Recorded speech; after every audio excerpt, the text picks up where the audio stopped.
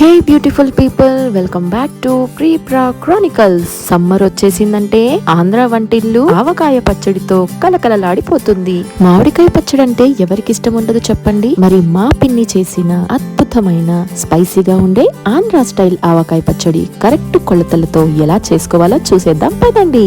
ఇక్కడ మా పిన్ని కేజీ మామిడికాయలు తీసుకుందండి. ఈ కేజీ కాయల్ని ఒక బౌల్లో నీళ్ళల్లో 1 గంట పాటు నానబెట్టుకుని నీట్ గా కడుక్కున్న తర్వాత ఒక మంచి క్లాత్ ని తీసుకొని వాటిని తడి లేకుండా తుడుచుకొని జీడితో సహా ముక్కలుగా కట్ చేసుకోవాలి.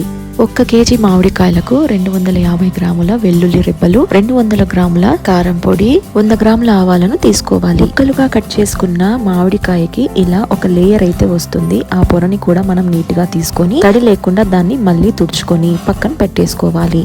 ఇప్పుడు 100 గ్రాముల ఆవాలని స్టవ్ మీద పెట్టుకొని మంచి సువాసన వచ్చే వరకు 1 నిమిషం పాటు వేయించుకోవాలి. అవి చల్లారిన తర్వాత మిక్సీ జార్ లో వేసుకొని మంచిగా ఫైన్ పౌడర్ లాగా గ్రైండ్ చేసేసుకోవాలి.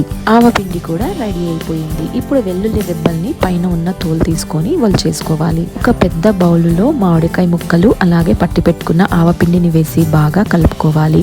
నేను అది రికార్డ్ చేయడం మర్చిపోయాను. తర్వాత 200 గ్రాముల కారం పొడిని అలాగే 100 గ్రాముల పౌడర్ చేసి పెట్టుకున్న కల్లుప్పును కూడా వేసుకుని బాగా మిక్స్ చేసుకోవాలి. ఇప్పుడు 1 లీటర్ పల్లి నూనెను తీసుకొని అందులోకి మనము హాఫ్ ప్యాకెట్ ని వేసుకుంటే సరిపోతుంది. హాఫ్ ప్యాకెట్ పల్లి నూనెను వేసుకొని బాగా కలపాలి. అలాగే 2 స్పూన్ల మెంతులను కూడా వేసుకొని బాగా మిక్స్ అయ్యేలాగా కలుపుకున్న తర్వాత అందులోకి ముందుగా ఒలిచి పెట్టుకున్న వెల్లుల్లి రెబ్బల్ని కూడా వేసుకొని చాలా బాగా కలుపుకోవాలి. పచ్చడి జార్లో అయినా కానీ పచ్చడి దేంట్లో మనం పెట్టాలనుకుంటున్నామో అందులోకి కలుపుకున్న ఈ మామిడికాయ ముక్కలన్నిటిని కూడా వేసేసుకొని ఒక 3 రోజుల పాటు మూత వేసుకొని ఉంచేయాలి. 3 రోజులు అయిన తర్వాత రుచి చూసుకొని దానికి తగినంత ఉప్పు, కారం అలాగే మిగిలిన నూనెని కూడా యాడ్ చేసేసుకోవాలి. అంతేనండి, ఎంతో కమ్మగా ఉండే ఆంధ్ర స్టైల్ మామిడికాయ పచ్చడి రెడీ అయిపోయింది. మేము కారం ఎక్కువ తింటాం కాబట్టి 200 గ్రాముల కారంని యూజ్ చేసాము. మీరు కారం తక్కువగా తింటే తక్కువగా యూజ్ చేసుకోవచ్చు. పచ్చడి కలిపిన గిన్నెలో వేడి వేడి అన్నం కొంచెం ఉప్పు వేసుకొని కలుపుకొని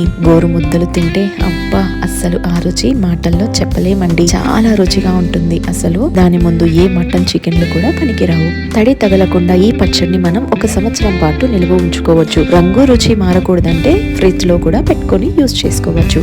అంతేనండి, ఒక్కసారి ఈ ఆంధ్ర స్టైల్ పచ్చడిని ట్రై చేసి చూడండి. మరి మా పిన్ని చేసిన అమృతం లాంటి ఆవకాయ పచ్చడి రెసిపీ నచ్చితే ఖచ్చితంగా లైక్, షేర్ అండ్ సబ్స్క్రైబ్ చేయడం మర్చిపోకండి. మరి ఈ ఆవకాయ రెసిపీని ట్రై చేసి ఎలా వచ్చిందో కామెంట్ సెక్షన్ లో తెలియజేయండి. Thank you for watching.